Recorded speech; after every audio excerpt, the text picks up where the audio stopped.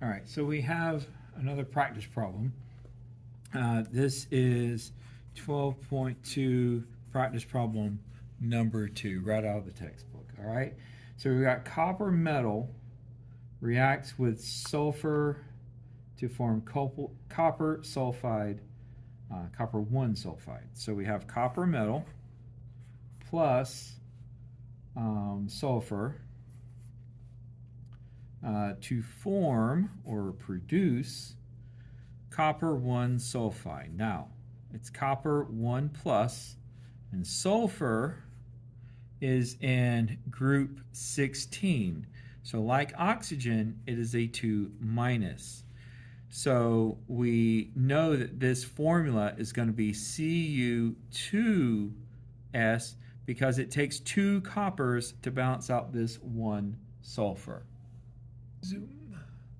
Okay, so we know that we are given, right, 0.528 moles of copper. And we want to know what mass, all right, so we're given moles, we want to find mass of copper 2 sulfide, or Cu2S, copper, which is copper 1 sulfide, I misspoke. Copper 1 sulfide is produced. And it tells us that Cu is in excess, which just means that we have all of this we could probably ever want. It's extra. We have plenty of this stuff, right? But we only have 0.528 moles of copper, and we need to know how much, what is the maximum amount of copper 2, or I keep saying copper 2, Cu2S, which is copper 1 sulfide. Okay. So we always start with what? If you said the known, you are correct. So 0.528 moles of copper. Now, I know you're thinking, Mr. Furlow, you're writing a whole bunch of stuff. Do I really have to write mole Cu? Yes. Yes, you do. Because you need to look, the units are going to cancel out. All right?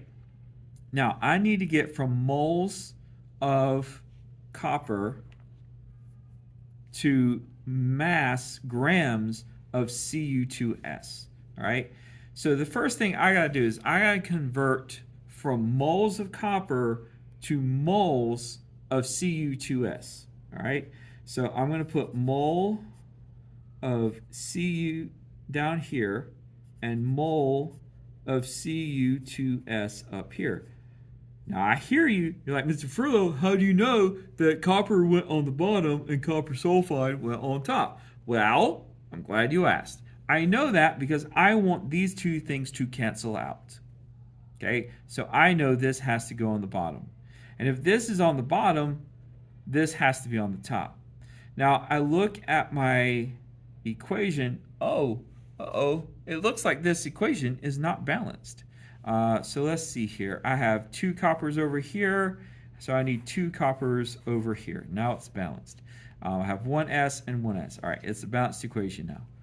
If I look at this equation, for every 2 moles of copper, I get 1 mole of copper sulfide. Okay, copper 1 sulfide. Now, so these have now canceled out, and when I multiply and divide and everything, I will end up with Cu2S. But that's not what we want. We need grams of Cu2S. Okay?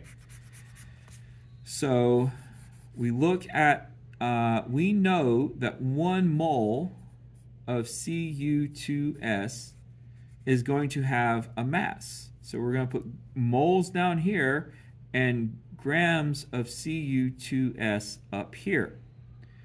Now, we look at the periodic table, okay, and copper has a mass of 63.546. We could probably round that 63.55 without much problems.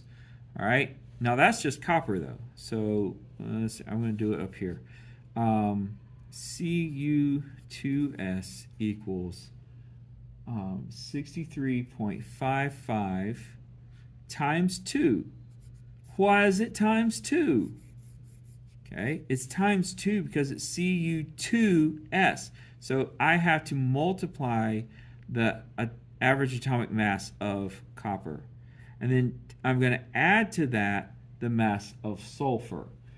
And the mass of sulfur is 32.06. 32.06. Okay, so we're going to go to a calculator. And we're going to say 63.55 times 2.